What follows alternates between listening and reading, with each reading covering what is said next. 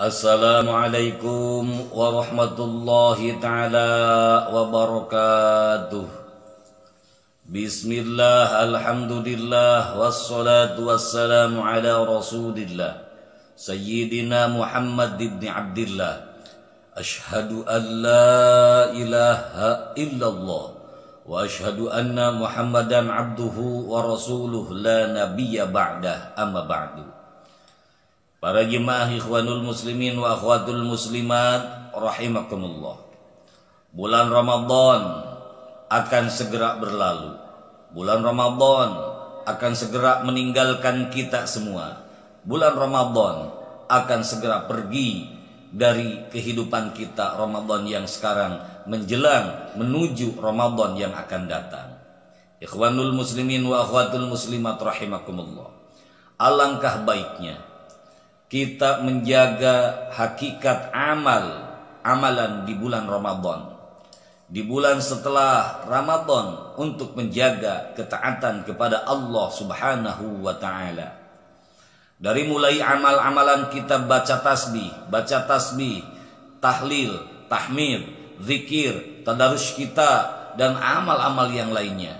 Ini harus terbawa, harus terbiasa dengan latihan satu bulan ini kepada bulan Syawal dan sampai memasuki bulan Ramadan yang akan datang. Banyak sekali amalan yang bisa kita lakukan, namun di antara banyaknya, sekian banyaknya amalan, setidaknya sekurang-kurangnya ada 6 amalan yang harus kita jaga dan harus berusaha kita mampu untuk menjalankannya. Yang mana yang 6 ini hanya persekian kecilnya saja dari sekian banyak amalan-amalan yang harus kita lakukan. Yang pertama adalah berpuasa selama 6 hari di bulan Syawal. Yang pertama adalah berpuasa selama 6 hari di bulan Syawal. Setelah berpuasa sebulan penuh di bulan Ramadan, maka hendaklah kita segera menyambungnya dengan berpuasa 6 hari di bulan Syawal. Ikhwanul muslimin wa akhwatul muslimat rahimakumullah. Puasa 6 hari ini memiliki keutamaan khusus, yakni seakan-akan kita berpuasa setahun penuh. Nah, setahun penuh. Sebagaimana sabda Nabi Muhammad SAW dalam sebuah hadisnya, yang artinya, barang siapa yang berpuasa Ramadan kemudian berpuasa 6 hari di bulan Syawal, maka dia berpuasa seperti setahun penuh. Hadis riwayat Imam Muslim. Ini hadisnya sahih. Itulah keutamaan kehebatan puasa 6 hari di bulan Syawal. Adapun masalah susunannya, kapan dimulainya puasa 6 hari di bulan Syawal itu, satu bisa dilaksanakan setelah bulan Syawal. Yang kedua, boleh dilakukan berturut-turut, dimulai dari tanggal 2. Yang ketiga, boleh dilakukan dengan catatan puasa di puasa Ramadan ini, kalau kita ada yang batal atau punya batal puasa, harus diqadha yang wajibnya dulu, baru puasa yang ini. Dimulai dari tanggal 2. Boleh tanggal 2, 3, 4, 5, 6, 7. Boleh juga dengan misalkan minggu ini puasa sekian hari, minggu depannya puasa sekian hari. Yang jelas puasa 6 hari ini selama 1 bulan penuh. Itu catatannya bagi orang yang tidak punya qadha puasa. Tapi kalau orang punya qadha puasa lebih sempurna, tidak dianjurkan untuk puasa 6 hari ini, tetapi sebaiknya melakukan qadha puasa terlebih dahulu. Ikhwanul muslimin wa akhwatul muslimat rahimakumullah. Amalan pertama setelah bulan Ramadan adalah puasa 6 hari setelah bulan Syawal, yang boleh dimulai dari tanggal 2. Yang kedua, amalan setelah bulan Syawal atau setelah Ramadan pergi, yaitu tetap menjaga sholat 5 waktu dan sholat berjamaah. Ikhwanul muslimin wa akhwatul muslimat rahimakumullah. Yang keduanya adalah sholat 5 waktu dan berjamaah. Di antara keutamaan sholat 5 waktu adalah Allah Ta'ala akan memasukkan kita ke dalam tempat yang mulia lagi sejuk di dalamnya. Sebagaimana sabda Nabi Muhammad sallallahu alaihi wasallam, Allah Azza wa Jalla berfirman, aku mewajibkan bagi umatmu salat 5 waktu. Aku berjanji pada diriku bahwa barang siapa yang menjaganya pada waktunya, aku akan memasukkannya ke dalam surga. Adapun orang yang tidak menjaganya, maka aku tidak ada perjanjian padanya. Hadis riwayat Ibnu Majah. Di sini sudah jelas, di sini clear juga permasalahannya. Karena bagi orang sholat, jelas ada perjanjian di hadapan Allah. Tapi orang yang sengaja meninggalkan sholat 5 waktu, itu tidak ada perjanjian. Apa janji Allah? Bagi orang yang mengerjakannya, hadiahnya adalah keridhaan dan surganya. Tetapi bagi orang yang sengaja meninggalkannya, janji itu tidak berlaku. Na'udzubillah summa na'udzubillahi min dzalik. Jagalah sholat kita, jagalah berjamaah kita. Ini karena di bulan Ramadan juga sama. Kita berusaha, jujur berusaha sekuat mampu, sekuat tenaga untuk melaksanakan ini semua. Yang ketiga, setidaknya amalan yang harus kita lakukan setelah Ramadan ini pergi, yaitu memperbanyak puasa sunnah.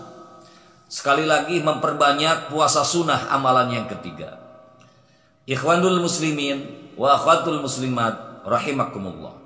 Setelah kita menunaikan puasa wajib, maka hendaknya kita berpuasa untuk menambah dengan puasa sunnah.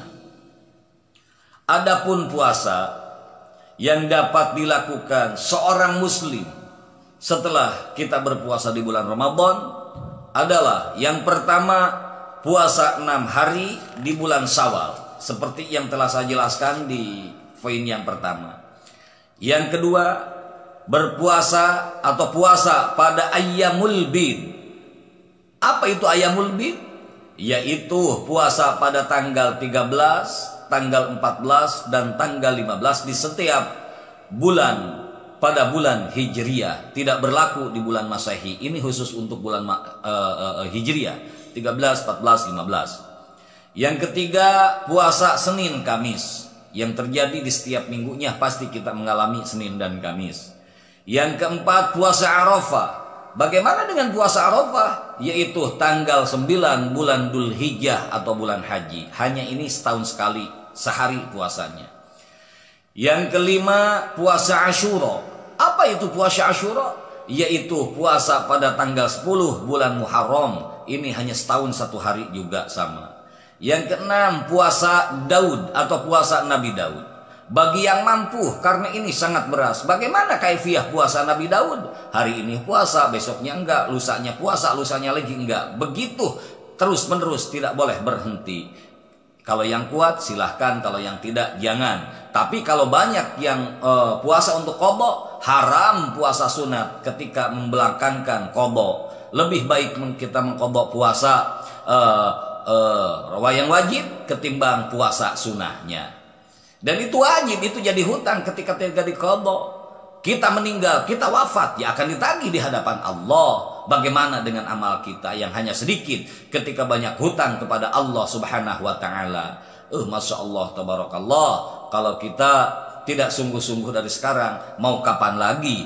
Mau ajal menjemput kita, mau wafat menjelang kita. Jangan memikirkan hawa nafsu di dunia. Kesalahan hanya ada dalam diri kita. Allah tidak memberikan kesalahan dalam petunjuk untuk hambanya, tetapi yang buat hambanya salah adalah hambanya sendiri. Ikhwanul muslimin wa akhwatul muslimat rahimakumullah. Amalan yang keempat setelah bulan Ramadan berlalu adalah menjaga salat malam atau sholat malam. Pada bulan Ramadan begitu antusiasnya kita melaksanakan sholat tarawih. Tentunya harapan kita amalan sholat ini bisa terus-menerus kita lakukan karena begitu banyak keistimewaan di dalamnya. Nabi Muhammad SAW bersabda dalam hadisnya yang artinya sebaik-baiknya sholat setelah sholat wajib adalah sholat malam. Hadis riwayat Imam Muslim.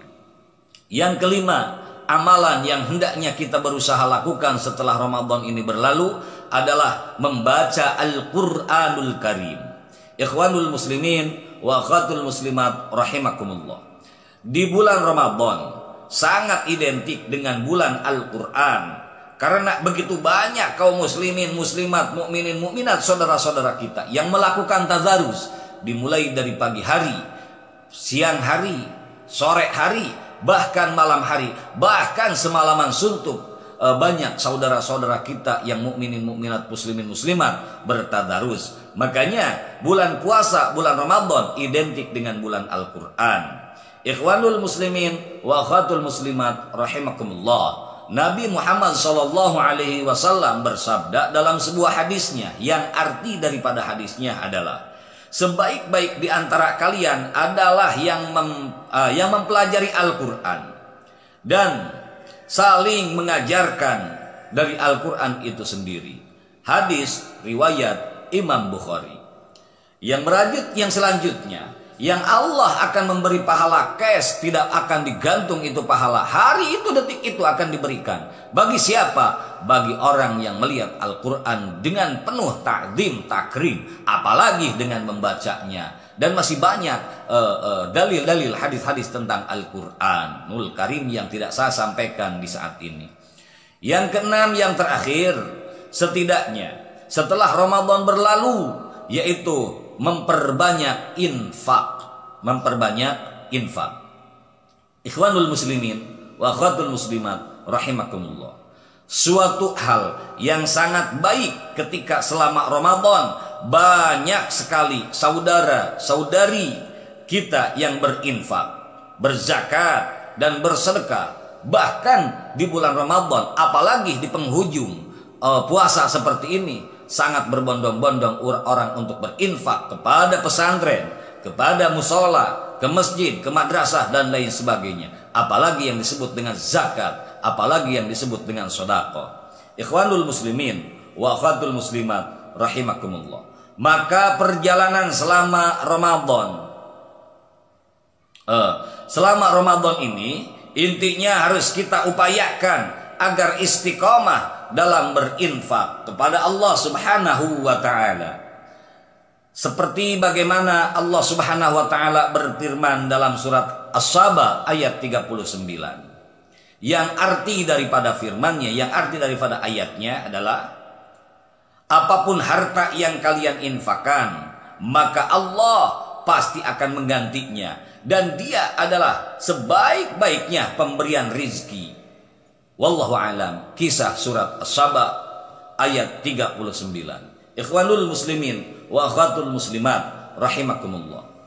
Itulah diantaranya amalan-amalan yang harus kita jaga setelah Ramadan ini pergi, dari bulan Syawal sampai memasuki bulan Ramadan kembali, agar kiranya istiqomah dalam setiap hal, setiap segi, dan setiap bidang. Jangan terlalu mengikuti hawa nafsu yang menyelimuti diri kita. Seperti taraweh di bulan Ramadan, begitu kuatnya dan begitu memaksakan dirinya kita semua untuk bisa bertaraweh. Apakah keutamaan taraweh hanya di situ?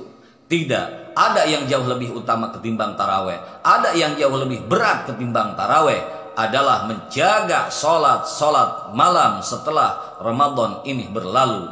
Dan ini kita harus kerjakan, harus berusaha dan harus berupaya selama 1 tahun ke depan. Ikhwanul muslimin wa akhwatul muslimat rahimakumullah.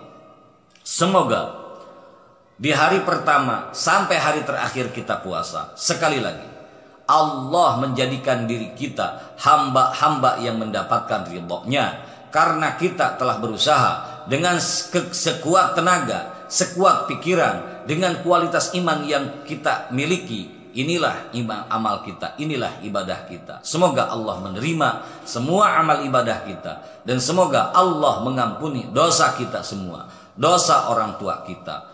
Allah menyelamatkan kita dari dunia sampai akhirat. Allah menyelamatkan keluarga kita dari dunia hingga akhirat. Allah menjadikan sisa umur kita sisa umur yang istiqomah. Allah menjadikan ilmu yang kita dapat ini ilmu yang bermanfaat dan juga barokah. Dan Allah mewafatkan kita semua dalam keadaan husnul khatimah.